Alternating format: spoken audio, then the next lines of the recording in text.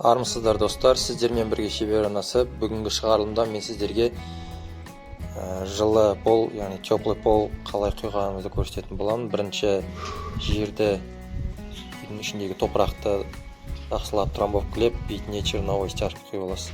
Содан кейін бетіне осындай жылу оқшаулағыш, бір жағында фольгасы бар, жаясыз. Оның бетіне көзі 5×5 болатын платформаға арналған тор тастайсыз. Сол тордың сымдағының бойымен арасы 20 см қылып, спираль тәрізді қылып, жаңағы трубаңызды байлап шығасыз. Бір бөлменің ішіндегі теплый полға арналған шлангының ұзындығы 90 метрден асып кетпеу керек. Сосын маяк қойып, осылай қою стяжка құйып шығасыз, бетон. Видео ұнаған болса лайк басып, комментарий қалдырып, каналға тіркеліп кетіңіздер. Назарларыңызға рахмет.